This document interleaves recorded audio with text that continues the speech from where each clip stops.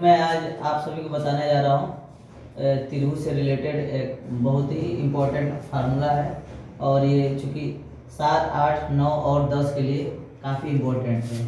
तो आज मैं बताऊँगा कि त्रिभुज के तीनों अंतःकोणों का योग 180 कैसे होता है। इसको हम सिद्ध करके बताएंगे, वो भी दो तरीक़ों से बताएंगे। आइए देखते हैं।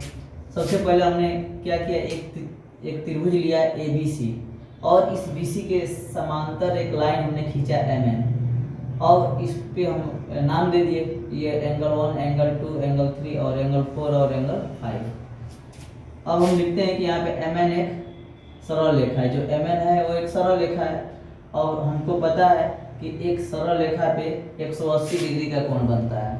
एक सरल रेखा पे 180 डिग्री का कोण बनता है। तो यहाँ पे जितने भी एंगल होंगे या जितने भी कोण होंगे उनका योग 180 के बराबर होता है। लिख सकते हैं angle 1 plus angle 2 plus angle 3 equal to 180। इसको हमने ऐसे लिख दिया।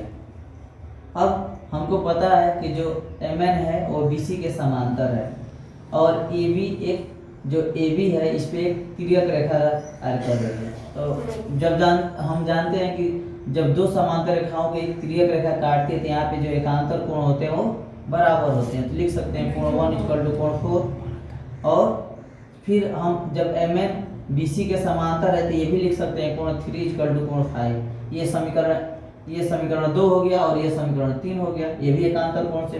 अब हम क्या करेंगे, समीकरण 2 और समीकरण 3 का मान समीकरण 1 में रखने पे, मतलब 2 और 3 का मान हम समीकरण 1 में रख देते हैं।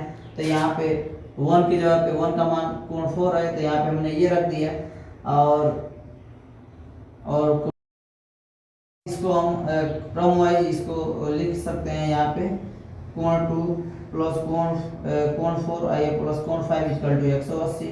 अब यहाँ पे देखिए जो एंगल 2 है इस पे A है और ये एंगल 4 है इस पे B है और एंगल 5 पे C है। तो लिख सकते हैं कोण A प्लस कोण B प्लस कोण C इक्वल टू 180। ये फर्स्ट तरीके से सिद्ध हो गया। अब आइए दूसरा तरीका बताते हैं। वही हम पहले लिखते हैं, दिया है त्रिभुज ABC, सिद्ध करना है कि angle A plus angle B plus angle C equal to 180 कैसे होता है। ठीक है, तो ये ABC हमने लिया और इसको C को आगे तक बढ़ा दिया। तो जब C को हम आगे तक बढ़ाए तो उसका हमने नाम दे दिया D। अब यहाँ पे कह सकते हैं कि BD एक सरल रेखा है। तो BD जब सरल रेखा है तो हम लिख सकते हैं कोण 3 प्लस कोण 4 इक्वल टू 180।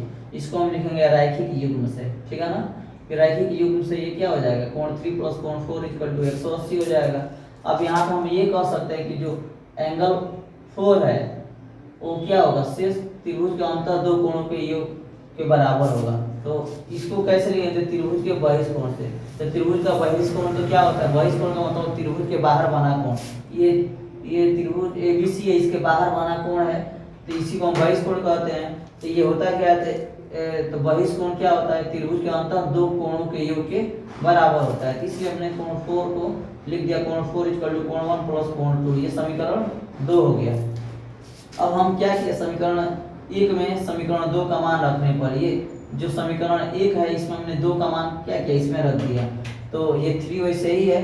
अब 4 की जगह पे हमने क्या रख दिया, कोण 1 प्लस कोण 2 इक्वल टू 180। या फिर इसको सजा कर लिखेंगे कोण 1 प्लस कोण 2 प्लस कोण 3। अब 1 A है